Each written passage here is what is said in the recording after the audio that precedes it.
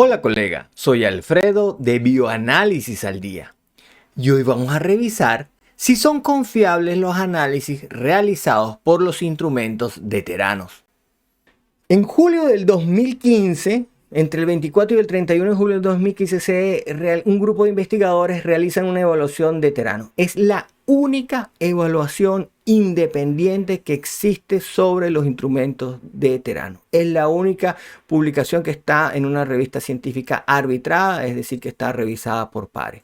Ellos partieron de un lote de personas, al final se quedaron con 60 personas aparentemente sanas. A ellos le realizaron una punción venosa y tomaron tubos para enviarlos a un laboratorio 1, un laboratorio 2. Aquí se habla del laboratorio LabCorp y KES, que son dos grandes cadenas de laboratorio que existen en este país.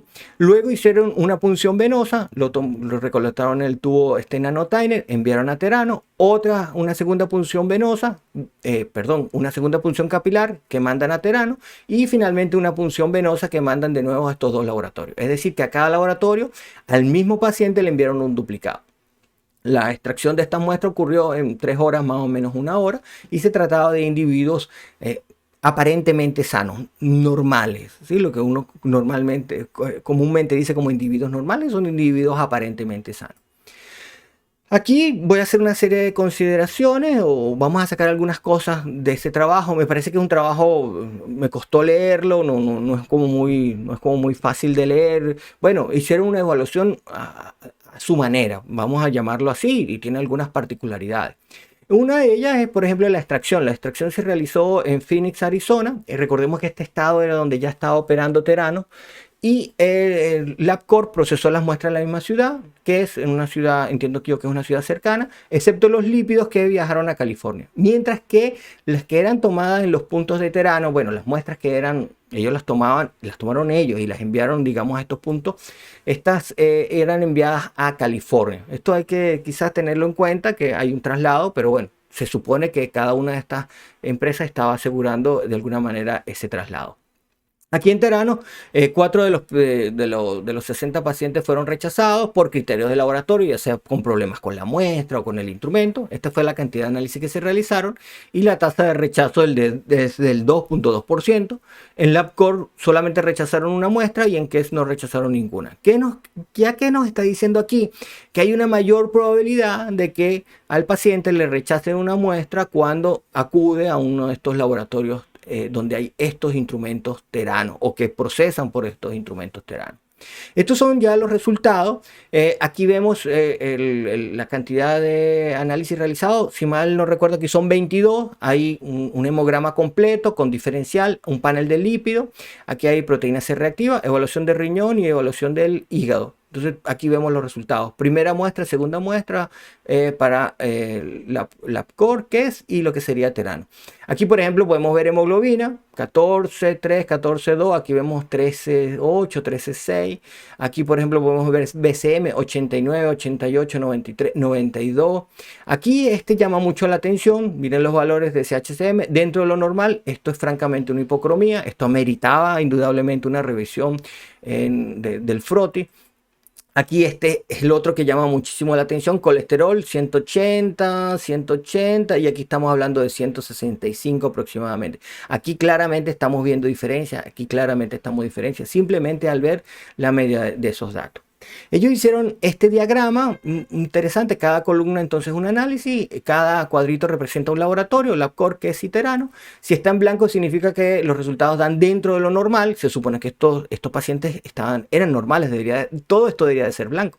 Y aquí vemos que hay verde, que los valores están bajos del intervalo de referencia biológico que cada laboratorio reportaba en su informe de resultados y valores altos. Aquí ya vemos se reflejan esos mismos problemas en el CHCM y aquí vemos que hay grandes problemas en ese panel de lípidos. Entonces, según la cantidad de resultados fuera del intervalo de referencia biológico, en Theranos el 12.2 estaban fuera del intervalo de referencia biológico cuando se trataba de pacientes aparentemente sanos. En LabCorp el 8.3 y en KES 7.5. Ojo, aquí hay que tener cuidado con estos valores. En teoría, el 5% debería estar fuera y aquí tenemos 7.5, 8. Aquí tenemos prácticamente el doble. Entonces, la razón de estar fuera del intervalo de referencia biológico es de 1,6. Es decir, que es más probable que la muestra del paciente esté fuera de los valores de referencia si se procesa en este laboratorio de Theranos, con estos instrumentos de Theranos. Aquí simplemente hacen una especie de histograma de porcentaje de resultados que están fuera. Aquí vemos para el CHCM, aquí relacionan Theranos en rojo y en gris son los otros laboratorios, relacionan a los dos y vemos que al final la relación nos dice claramente que en Theranos tienden a estar más pacientes fuera de esos valores de referencia. Ellos quisieron ver la equivalencia de los resultados. Aquí esto me parece un poco, yo nunca lo había visto, pues emplearon un modelo lineal mixto, controlaron estos factores que tenemos aquí y para ver, digamos, la equivalencia de los resultados. Aquí vemos que estos resultados son equivalentes, los triglicéridos prácticamente los valores son iguales por los tres laboratorios, los linfocitos, las plaquetas no tanto, los glóbulos rojos. Entonces vemos aquí que hay 7 que son resultados equivalentes, por lo menos desde el punto de vista estadístico usando este modelo lineal mixto.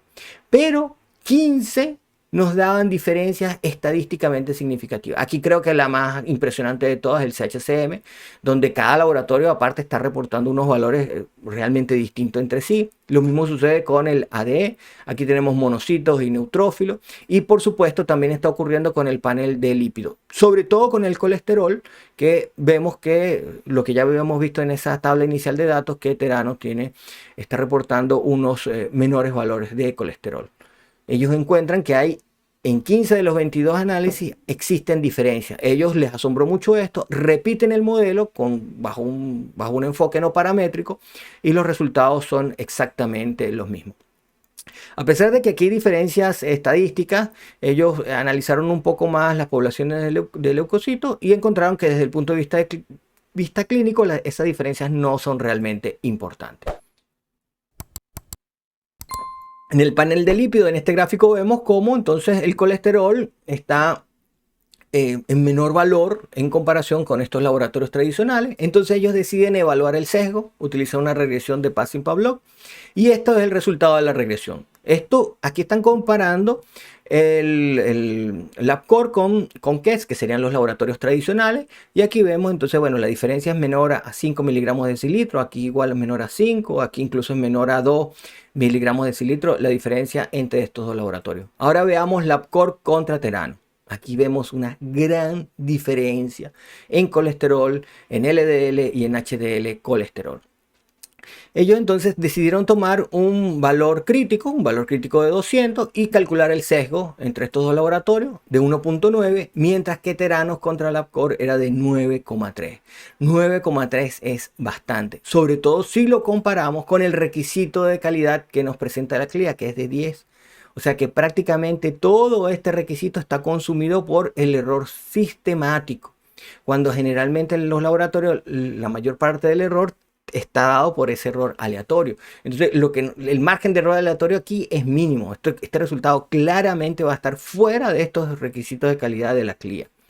Aquí evaluaron el sesgo de 7.1, aquí el sesgo de 12,9, aquí el requisito de la CLIA sí es mucho más amplio. Para 2024 va a cambiar y va a ser de 20. Y aquí también se va a establecer para el 2024 un requisito. ¿Qué tenemos aquí? Bueno, aquí hay un problema claro y el problema viene de la calibración. Lo más probable es que tengamos un problema de calibración en estos instrumentos de Theranos.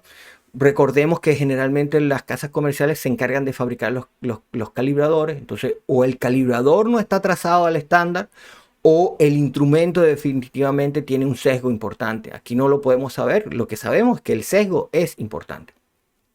Es importante mencionar que, por supuesto, estos laboratorios están controlados. Pasan mecanismos de control interno y esos mecanismos de control interno son satisfactorios. Entonces debemos recordar que el control de calidad interno justamente se va a complementar con los programas de evaluación externa que justamente van a evaluar este sesgo y nos pueden alertar acerca de estos problemas, ya sea de calibración o en los calibradores o en la propia tecnología que nosotros tenemos ahí en el laboratorio. Este trabajo al final se publica en el 2016, en marzo del 2016. Estos son los autores que realizaron esta evaluación allá en Arizona. Y ellos, bueno, de alguna manera destacan que, bueno, que efectivamente están usando una muestra capilar eh, contra una muestra venosa. Son unos tubos bastante pequeños. A lo mejor eso pudiera quizás explicar esa mayor tasa de rechazo. Hay metodologías que no son equivalentes. Bueno, para teranos es nueva y desconocida. Realmente no sabemos cuáles son los principios de esas mediciones. Simplemente lo que ellos no escasamente informaban. Hay resultados que son equivalentes y hay otros que son discordantes, como por ejemplo el colesterol o el CHCM. Y que bueno, este sesgo importante que ellos se hicieron hincapié en el colesterol al medirlo y ven que este sesgo importante puede entonces poner en riesgo la vida del paciente. Y aquí también incluyen algo que me pareció relevante e interesante, es que este laboratorio de teranos no está certificado, o sea que no está bajo los criterios de esa CMS, o por lo menos no está aprobado por esa CMS. Y es algo que llama muchísimo la atención, porque estos son laboratorios que estaban, bueno, no eran laboratorios, eran tomas de muestras que estaban ocurriendo en estas farmacias, y estas farmacias al final enviaban esas muestras hacia California, donde eran procesadas, pero estaban procesando pacientes, estuvieron más de 2 años procesando pacientes, a lo mejor con la excusa de que estaban evaluando la tecnología, pero ellos estaban entregando resultados como tal. Entonces Terano pasó de ser una compañía que no solamente fabrica, sino que también era un laboratorio clínico como tal. Y esto fue parte de nuestro en vivo, Teranos, el mito.